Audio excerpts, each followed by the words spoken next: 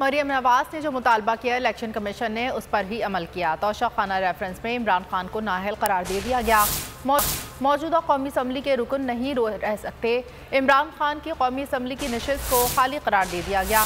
Chairman PTI मौजूदा assembly की मुद्दत तक नाअहल होंगे। इमरान खान के खिलाफ फौजदारी मुकदमा दर्ज कराने का हुक्म।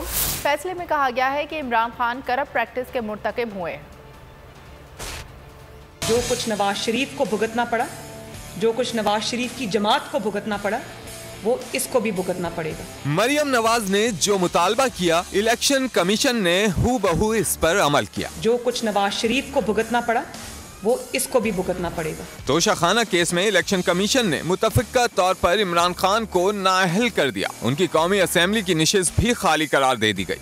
आर्टिकल 63A के तहत इन्हें करप्ट प्रैक्टिसेस में मुलव्वस पाया गया और इलेक्शन कमीशन ने इन्हें 5 साल के लिए नाअहल करार दिया। इमरान खान ने नाअहली आर्टिकल 63(1)P के तहत की गई, वो सिर्फ मौजूदा असेंबली की मुद्दत तक नाअहल रहेंगे। फैसले में कहा गया कि इमरान खान ने जानबूझकर झूठी स्टेटमेंट और डिक्लेरेशन जमा कराई। तोशाखाना से मिले तोहफे असासों में जाहिर न किए। इलेक्शन कमीशन एक्ट के तहत करप्ट प्रैक्टिस के मुर्तकिब हुए। ये नहीं कह सकते कि मिट्टी डालो जी आगे चलो, नहीं, जीरो पे आना पड़ेगा। पहले जीरो पे कैसे आते?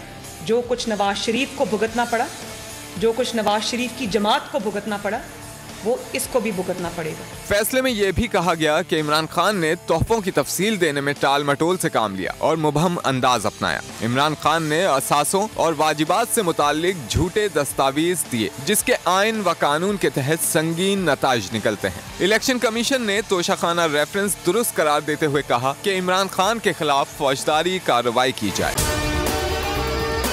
और अगर आपको हमारी ये वीडियो पसंद आई है तो लाइक पर क्लिक कीजिए। हमें भी पता है कि इलेक्शन कमीशन PDM का विंग है। सिर्फ बोल दिखा रहा है कराची से पेशावर तक। इमरान खान को इलेक्शन कमीशन ने नाअहल करार दे दिया है। मुल्कीर एहतजाज बराह रास्त। देखते रहिए बोल। सबसे ज्यादा व्यूज, सबसे ज्यादा रील्स और सबसे ज्यादा रेटिंग के साथ बोल अब भी नंबर 1 पोजीशन पर बरकरार। सब्सक्राइब करें और बेल दबाएं ताकि कोई खबर रह न जाए।